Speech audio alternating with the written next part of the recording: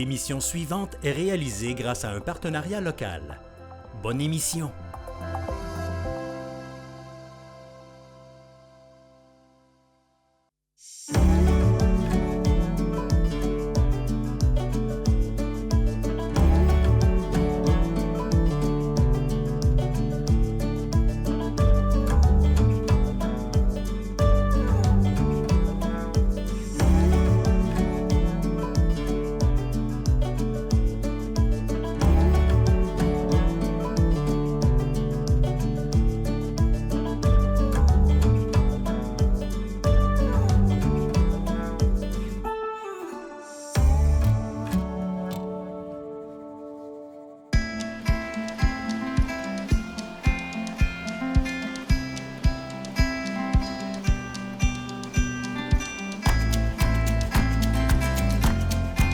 Les pionniers de l'apiculture à Saint-Hyacinthe, c'est l'entreprise Miel Gauvin depuis 1940. Cette miellerie, bien ancrée dans la région, a près de 800 colonies d'abeilles et offre une cinquantaine de produits. Avec la troisième génération qui est actuellement à la tête de l'entreprise, la production du miel demeure fructueuse.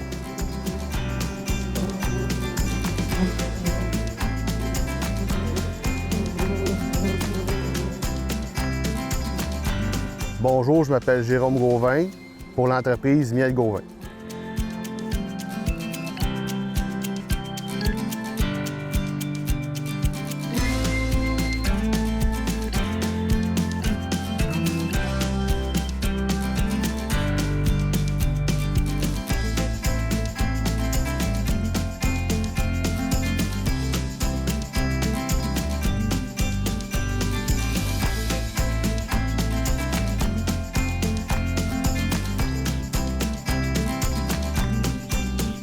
Ça a commencé avec mon grand-père Charles-Auguste Gauvin. Il était laitier de profession, puis aussi il est parti dans les abeilles.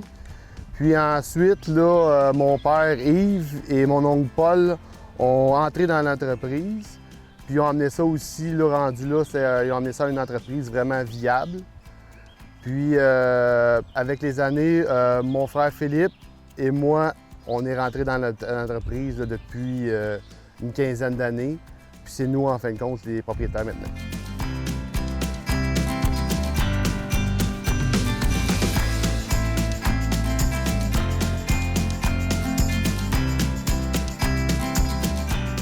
On a chacun, c'est ça, nos forces. Puis on se complète. On est une entreprise familiale, une PME, fait qu'en fin de compte, tout le monde met la main à la pâte. Fait que on a chacun nos spécialités, mais il faut s'entraider les uns les autres. Mon frère il s'occupe plus de la production avec les abeilles, l'élevage des abeilles, le miel. Moi, je m'occupe plus du magasin, de la vente du miel. Mais ça ne veut pas dire que moi, des fois, souvent, je vais l'aider, puis lui, il m'aide.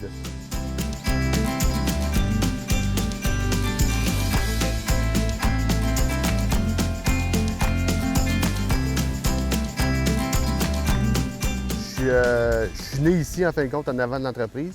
J'ai été élevé dans les abeilles. Fait que, tu sais, souvent, le monde se demande comment ça qu'on connaît tout ça, puis y a-t-il des études des abeilles, mais c'est comme dans d'autres entreprises familiales, agricoles, on est né là-dedans. Fait que on a appris avec le temps. Puis moi, j'ai étudié à l'UTA en machinerie agricole. J'ai fait 3 ans d'études en machinerie agricole. J'étais allé travailler une dizaine d'années à la coopérative ici dans le garage de machinerie.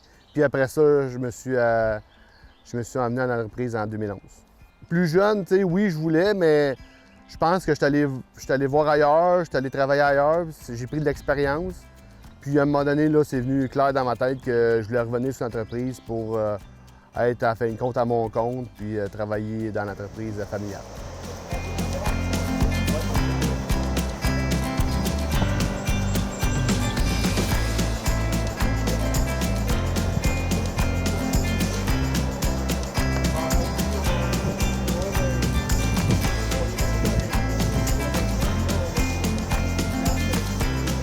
En fin de compte, la fumoir, c'est ça, on met n'importe quoi qui va faire de la fumée dedans. Puis quand on va arriver aux ruches, on va leur mettre de la boucane dans l'entrée.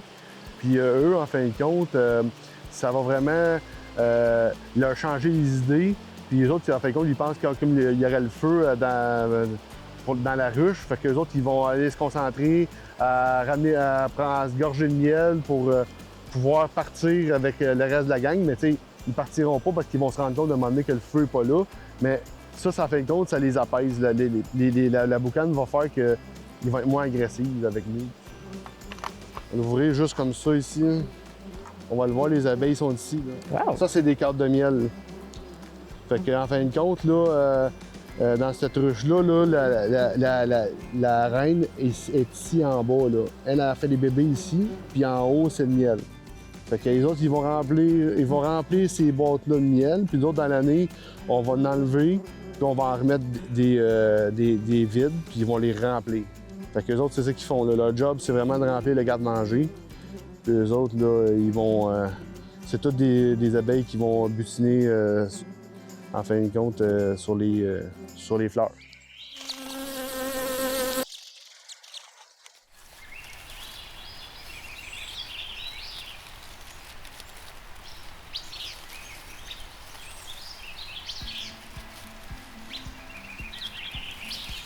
Pour une boîte, on a combien d'abeilles environ, là? Ça va tourner aux alentours de entre 15 et 20 000 durant l'été. Puis, en fin de compte, la reine, elle pond selon la nourriture qui va rentrer. Fait que moins que la nourriture va rentrer rendue à l'automne, elle va pondre de moins en moins. Fait que la population va baisser pour l'hiver. Parce que l'hiver, on va juste rentrer l'étage du bas. Mais c'est ça, fait que faut qu'il y ait moins d'abeilles, en fin de compte, dans l'étage du bas. Fait qu'il va y avoir moins de population, mais durant l'été, là, ça va monter. OK. Puis est-ce que c'est ça? Est-ce que c'est mieux de mettre la reine en bas juste pour la reproduction? Est-ce qu'il y a une raison particulière qu'on la met parce plus qu'on veut au bas? pas qu'en fin de compte, on sépare les bébés du miel. Il y a une grille ici, dans le milieu, là, qui va faire que la reine n'est pas capable de monter en haut. Puis la reine est plus longue, plus grosse. Fait qu'elle n'est pas capable de monter dans les étages du haut. Ils vont mettre le miel en haut. Puis nous autres, quand on va extraire le miel, on n'aura pas de bébé dans les cases, en fin de compte. Ça va juste être du miel.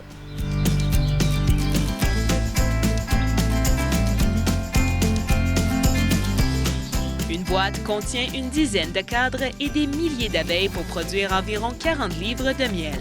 Au total, Miel Gauvin fait entre 60 000 et 100 000 livres de miel par année.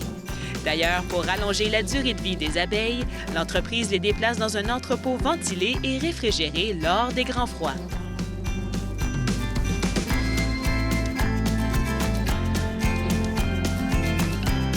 Durant l'hiver, ils vont avoir une durée de vie plus longue parce qu'ils vont être en hivernation, ils vont être vraiment au ralenti.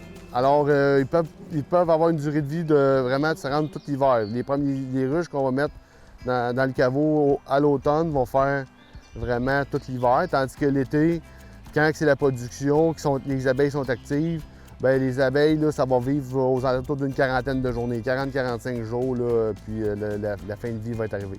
Quand on enlève le miel, en fin de compte, on enlève la nourriture. Eux autres, ils prennent le miel, c'est pas pour nous autres. En fin de compte, eux autres, c'est pour passer l'hiver, puis c'est leur nourriture.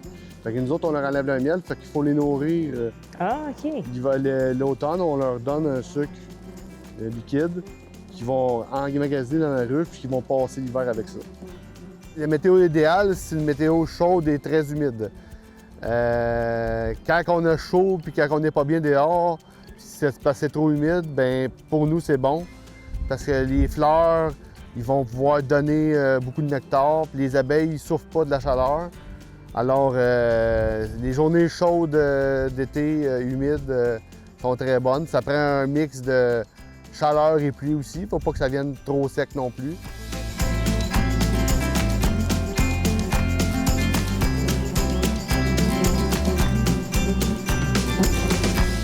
Le content qu'on a, c'est sûr que dans les dernières années, c'est vraiment la température changeante, les changements climatiques, les parasites qui viennent un peu plus du sud ou de l'Asie. Puis là, on a des traitements, il faut faire attention. Là, on a le varroa, que ça s'appelle, il faut suivre à toutes les fois qu'on va dans les ruches. Il faut faire des traitements au printemps, à l'automne pour essayer de faire vivre nos abeilles. C'est pas évident d'essayer de tuer un parasite sur une abeille sans tuer l'abeille. Alors, c'est vraiment un défi. «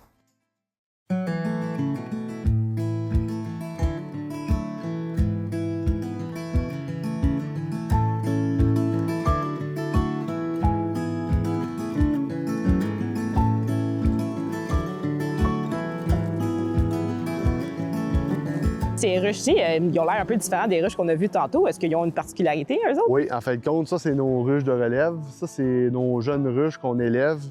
Dans ces boîtes-là, il y a comme 2 petites ruches. Fait que durant l'année, on va s'en occuper, on va les élever, ils vont grossir.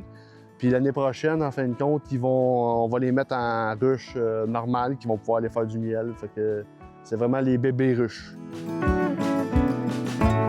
Ceux qui ont une ligne orange là-bas, c'est-tu orange pour une raison? C'est juste esthétique? Non, c'est parce que ces ruches-là, en fin de compte, ils vont faire du miel de rayon. Les boîtes, c'est différent. Les cadres sont faits différemment.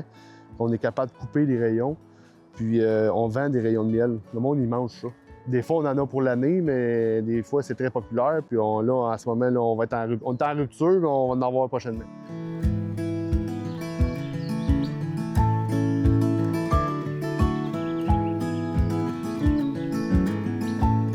En plus de produire et de vendre du miel, l'entreprise offre également un service de pollinisation où des ruches sont placées sur le terrain des agriculteurs pour favoriser la croissance des plantes et des fruits. Les ruches de miel Gauvin sont présentes dans une trentaine de fermes de la région et même dans des territoires plus éloignés.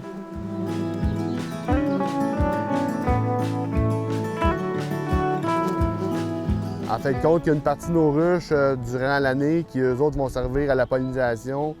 On va se promener un peu partout. On va dans les vergers. On va au lac Saint-Jean, dans les bleuetières. On amène une partie de nos ruches là. Puis aussi dans les cannebergières, dans le centre du Québec. Puis aussi, on fait d'autres pollinisations. On va pour les fraises, les camerises, un peu de tout, là. On est allé pour les citrouilles. Il y a un certain nombre de ruches leur fonction, c'est ça, c'est qu'ils font la pollinisation toute l'année. C'est eux, en fin de compte, qui nous demandent d'amener nos ruches pour la pollinisation, en fin de compte, pour eux autres, avoir une meilleure récolte. Les fruits sont plus beaux, puis en fin de compte, fait que pour eux autres, il faut absolument qu'il y ait de la pollinisation. Puis nous autres, ça fait notre affaire aussi en même temps. Puis c'est donnant-donnant avec les agriculteurs.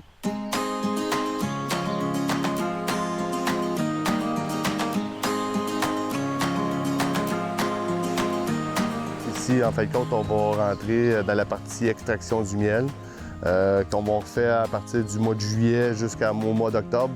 On amène le miel ici des champs, puis on va faire l'extraction pour la mettre en pot et en baril. Excellent. Bon, allons-y, on va voir ça.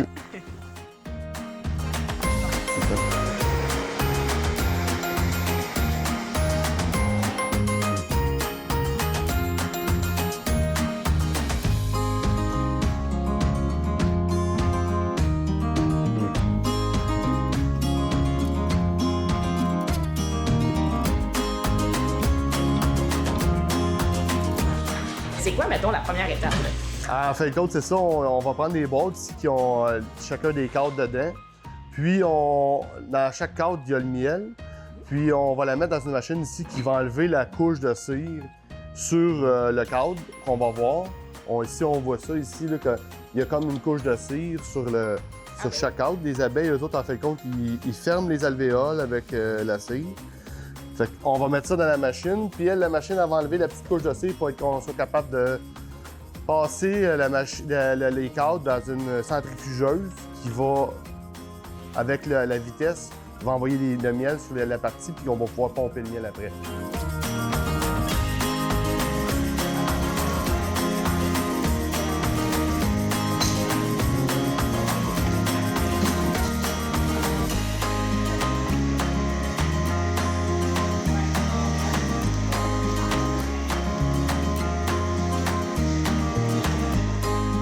On peut avoir là, entre 5 et 10 livres de miel par cadre. OK, excellent. Fait qu'on va approcher la prochaine étape qui est plus par là. Oui, c'est ça. Ici, là, on va venir voir, là, en fin de compte, là, on va venir, les cadres, ils vont passer ici, là, puis c'est ici l'étape qu'on va enlever la couche de cire sur le cadre.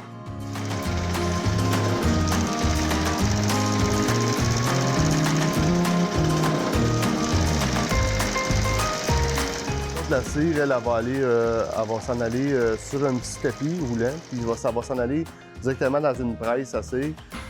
La cire va être comme pressée, le miel va être sorti de la cire, puis après ça, la cire, on la met dans une machine, on la fait fondre, on la réutilise pour faire des cadres de cire ou d'autres choses. On vend aussi de la cire dans le magasin.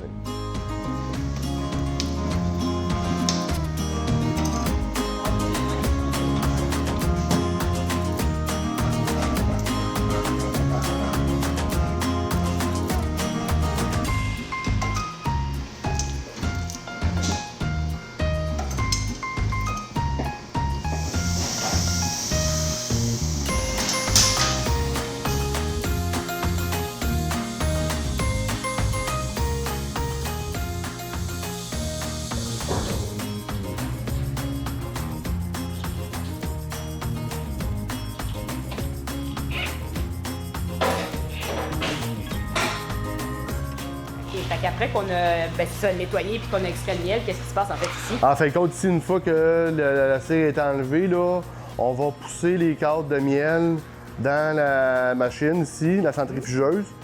Puis en même temps, on va sortir les autres cadres qui ont été déjà vidés de miel. Fait qu'on va tout pousser ça dedans, puis après ça, on va pouvoir partir la centrifugeuse pour extraire le miel des cadres.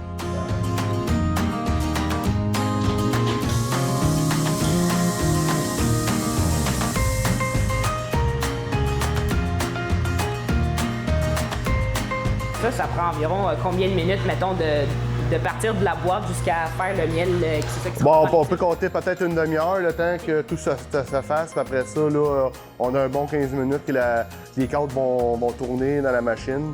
Puis une demi-heure, on fait le gros de la job.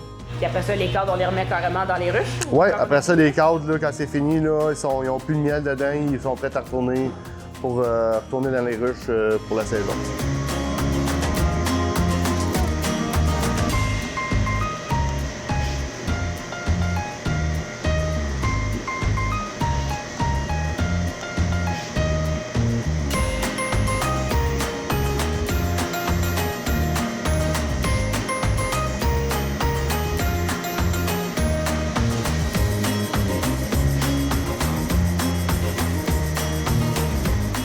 Le miel, il est vraiment pur. Là. On n'a aucun ajout, aucune transformation.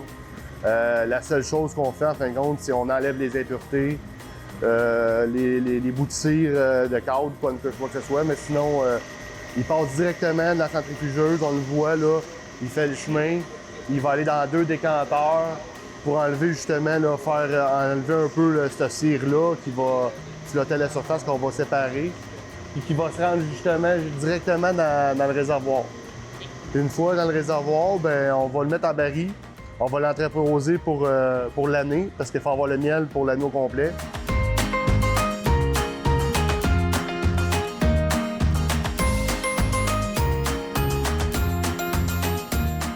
Nous autres, c'est une entreprise familiale, fait que on a toutes les générations.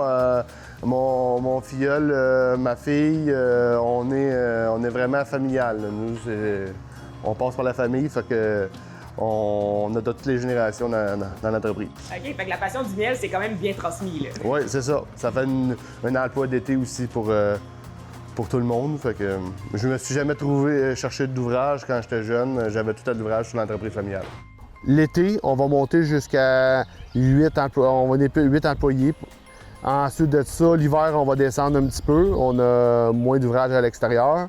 On va redescendre à 4 à 5 employés. Souvent, les journées de beau temps, on a une équipe qui part, qui va s'occuper des ruches. Ensuite de ça, il y a une autre équipe qui va s'occuper aussi du magasin, de préparer des commandes. Parce qu'on a beaucoup de clients aussi, Rive-Sud, Montréal, qu'on livre du miel puis ils vendent le miel pour nous. Fait qu'on a une équipe qui s'occupe de ça. C'est assez diversifié, là. On touche à tout. Les journées de beau temps vont être différentes des journées de pluie. Les journées de pluie, on va faire plus de maintenance, réparer des choses, préparer des livraisons aussi, mais c'est assez diversifié.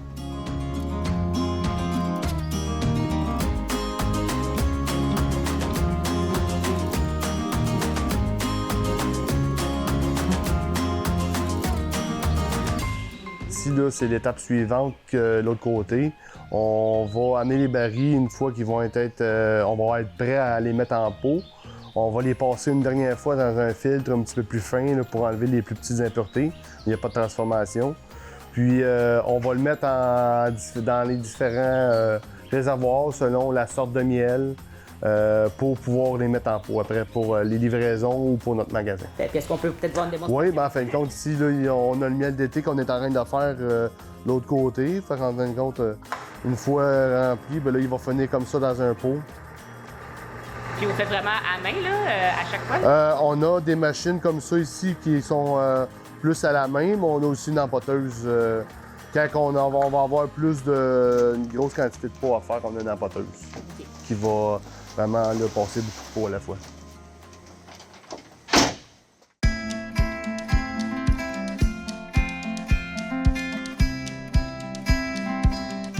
En 2020, Miel Gauvin déménage du quartier de la Providence pour s'installer sur le chemin Giard dans le quartier de Sainte-Rosalie afin de centraliser toutes leurs activités et agrandir le bâtiment. La clientèle et les partenaires depuis ces changements sont toujours au rendez-vous selon Jérôme. On a une bonne clientèle, quand même fidèle. On a renouvelé de la clientèle en changeant de secteur, en se rapprochant de l'autoroute 20. On a ramené de la clientèle. Je pense que même qu'on a notre clientèle s'est augmentée. On a des clients consommateurs qui viennent dans notre magasin, mais aussi on a des revendeurs ou, en fin de compte, des partenaires. On amène notre miel à leur magasin. Ça peut être fruiterie, épicerie, boucherie. Puis eux, ils vont vendre notre miel pour nous. On a beaucoup aussi de marchés publics l'été, des producteurs qui vendent des fruits et légumes, mais aussi qui vendent notre miel. Alors, on a quand même beaucoup de clients là-dessus. Là. On a une clientèle, là, comme je dis, variée là, de Saint-Hyacinthe jusqu'à Montréal. Là. Mais on a aussi beaucoup de pharmacies à travers le Québec qui distribuent nos bonbons miel. Alors, on fonctionne avec les transporteurs. Puis, non, c'est un beau défi. Mais on est ouvert à tout.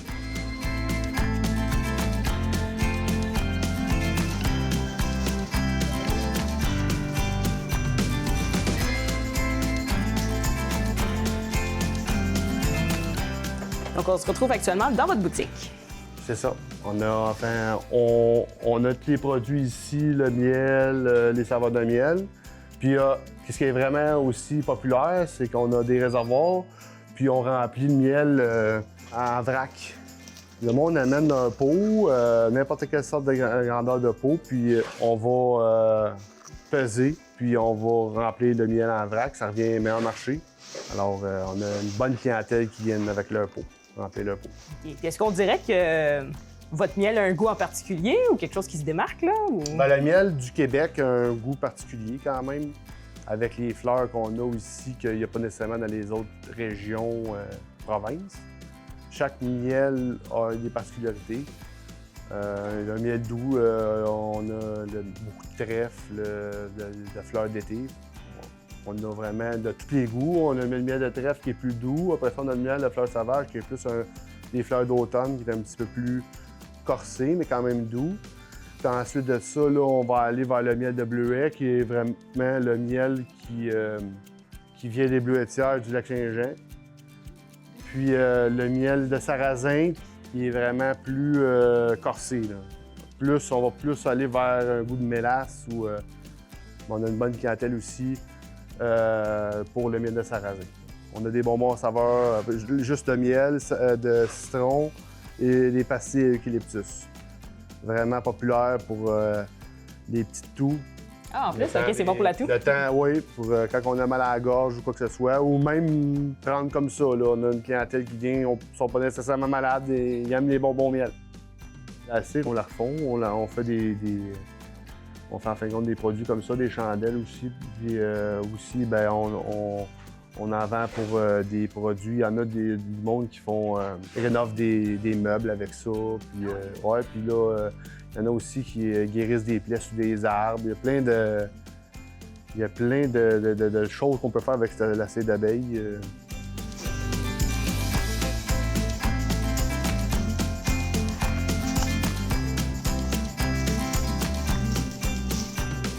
Pour l'instant, là, on n'a pas de projet de grossir, mais on a de la relève qui s'en vient peut-être. Fait qu'on verra après qu'est-ce qu'on fait si on prend une tangente d'un côté ou de l'autre. Mais pour l'instant, notre grosseur nous suffit. Avec 146 apiculteurs et apicultrices, le regroupement des régions de l'Estrie et de la Montérégie sont les endroits ayant le plus grand nombre d'éleveurs d'abeilles dans la province selon les données du gouvernement du Québec. En 2022, la production totale de miel au Québec est estimée à environ 1 400 tonnes métriques et près de 1 300 tonnes de miel a été vendu pour la même période.